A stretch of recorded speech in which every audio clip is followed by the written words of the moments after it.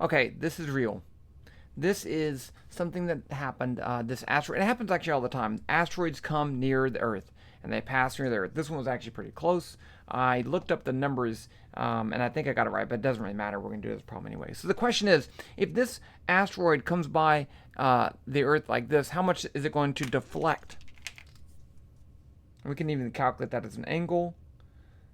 But I want to know let's just do it as a new velocity. Okay, so what's the velocity after it passes? So it's over here. So it starts over here and ends over there. How much does the gravitational force from the Earth on this asteroid? And I drew the Earth, see, and actually draw the water. That's all water.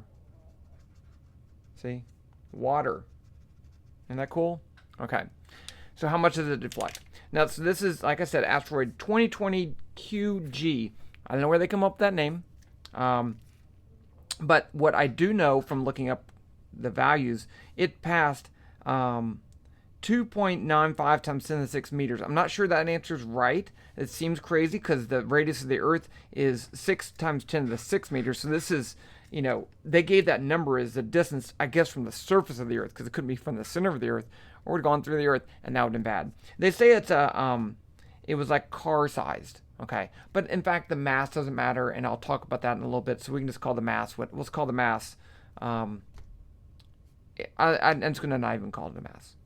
But I do know the speed was about 12 kilometers per second, and it comes by that like that. So what are we going to do? Because this is a real problem where we don't give enough information. And the first thing you should think about, the two things you should think about are, number one, the gravitational force. So there's a gravitational force on this due to the Earth this way. F, I'll just call it F. There's only one force. So the gravitational force, Fg, is equal to negative g, mass of the Earth, mass of the asteroid, which I'll call Q. It's Qg, but its friends just call it by its first letter, Q. So I'm just going to call it MQ. Is that cool? Okay.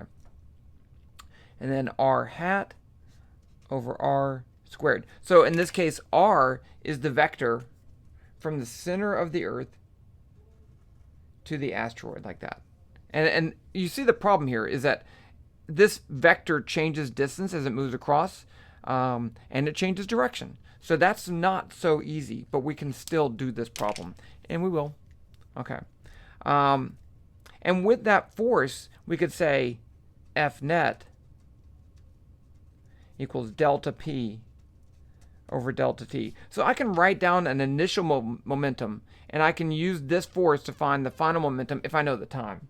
And so there's a lot of pieces here that make it kind of hard to work on, but it's really not so bad. Okay, we're going to make some approximations, and then I'll do this problem again in another video where I don't make approximations.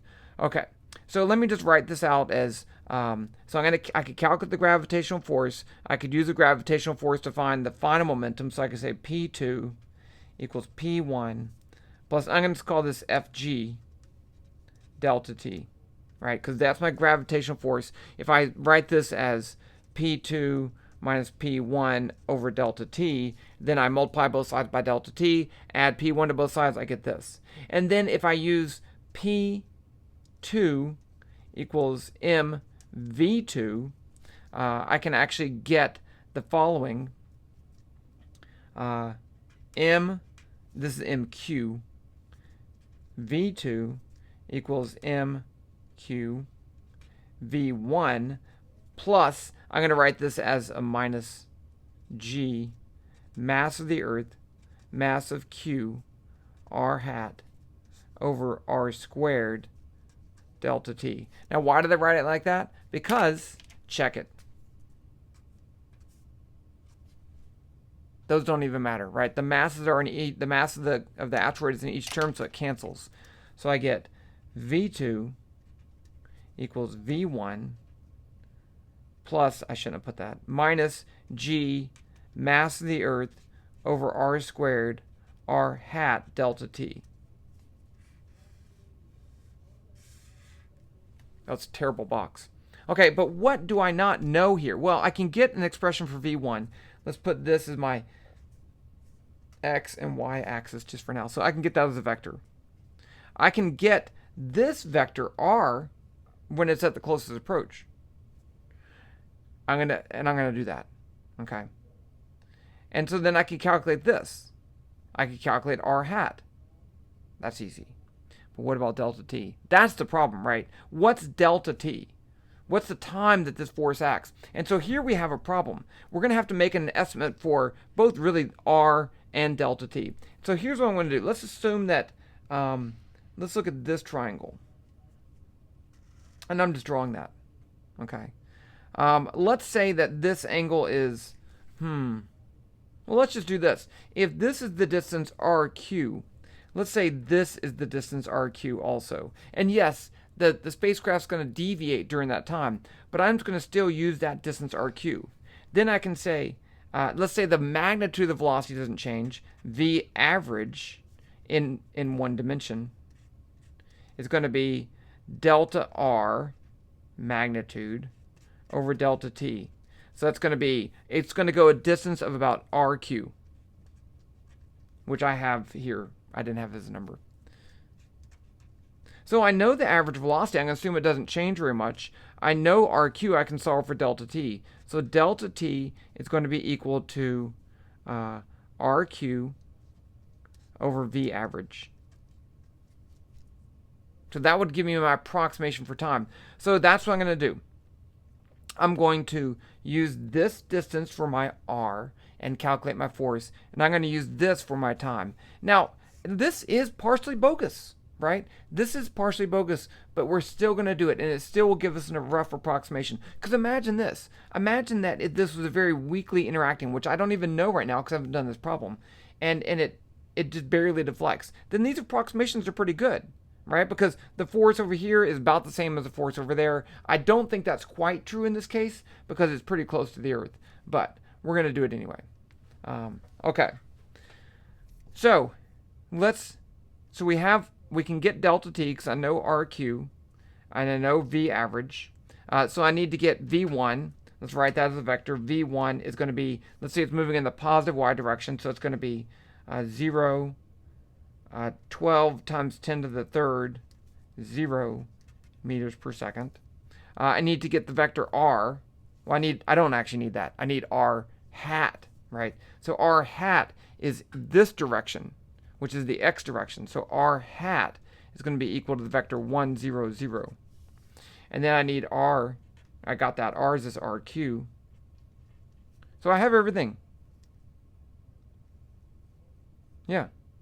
So I'm ready to rock and roll. So let's just put this in as numbers and let's see how far we can get. Okay, V2 equals V1, which is going to be 0, 12 times 10 to the third, 0. I'm going to leave off the units to save space, minus G, 6.67 times 10 to the negative 11th. Then I have, oh, you can't see it. Then I have the mass of the Earth, which I wrote down over here, 5.97 times 10 to the 24th. And then I have, I'm going to move delta T in there, which I don't know. I'm just going to put it as RQ, which is, I'll just leave it as RQ. Okay, actually, I'm going to have RQ right there and RQ. So one of those is going to cancel, right? I'm going to have RQ over V average, and then that's going to be RQ squared. So I'm just going to get RQ on the bottom. I know I shouldn't have taken that shortcut, but I did. So then it's going to have the vector r hat, 1, 0, 0. And then I'm going to have divided by, now I'm going to have V average times, I'm pointing up there. I'm going to have the V average, because that's in there, times RQ. So RQ is going to be the radius of the Earth, 6.37 times 10 to the 6th, plus 2.95 times 10 to the 6th.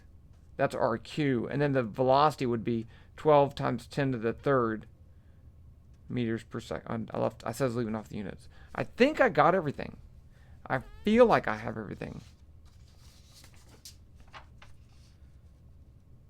Okay, so one thing that you're going to notice is that since the r vector, the r hat is in the x direction only, the only thing I need to worry about is the change in the x velocity. The change in the y velocity in this case will not change, right? Because here's my initial y velocity, but there's no y component to the gravitational force, so the y component over here is going to be the same. So I only need to calculate the x component. I think I can do this. Let's do this. Because all I need to do is calculate this is going to be 0 plus all or minus all this stuff. So I can do this.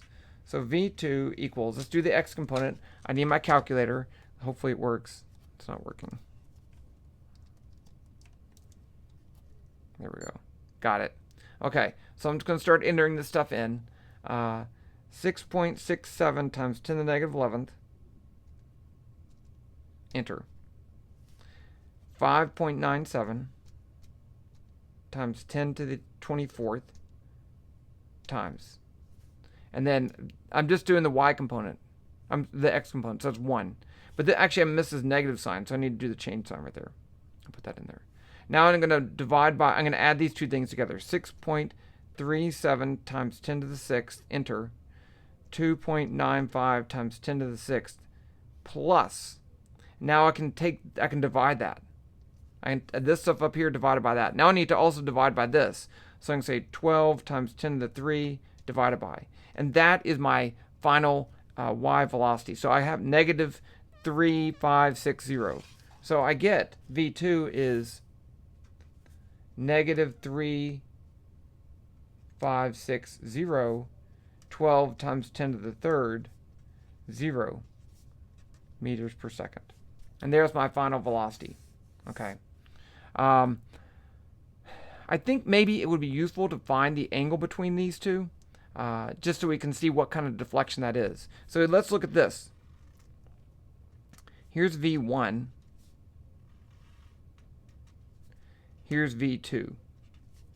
So really, I want to know the angle with respect to the y-axis right here. So I'm going to actually, I know this is a right triangle, right? I know this side is 12 times 10 to the third meters per second. I know this side is 3,560 meters per second, so I can find theta.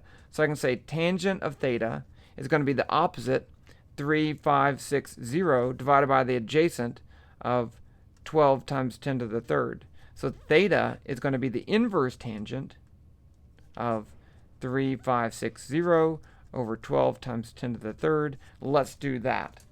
Okay, so I'm going to first calculate that fraction.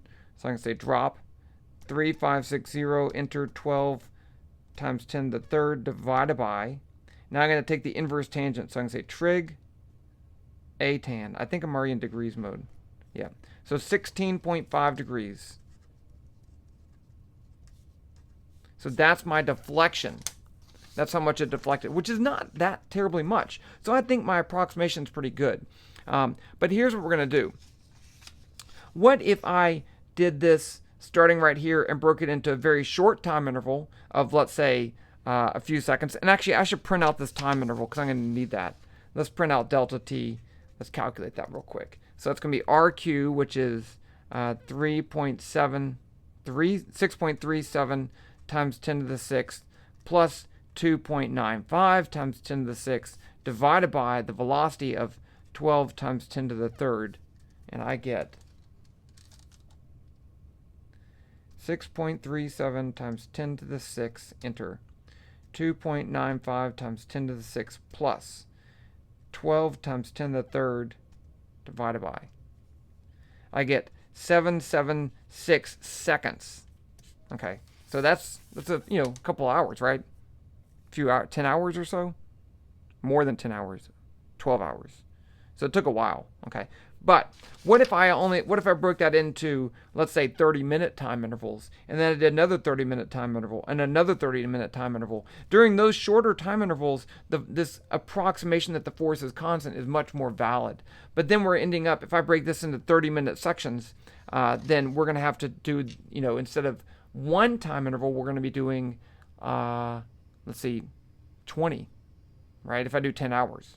So that would be a lot more calculations, and we're going to do that in Python. So I'm going to do this whole thing in Python and model that, and that'll be in my next video. I'll talk to you guys later.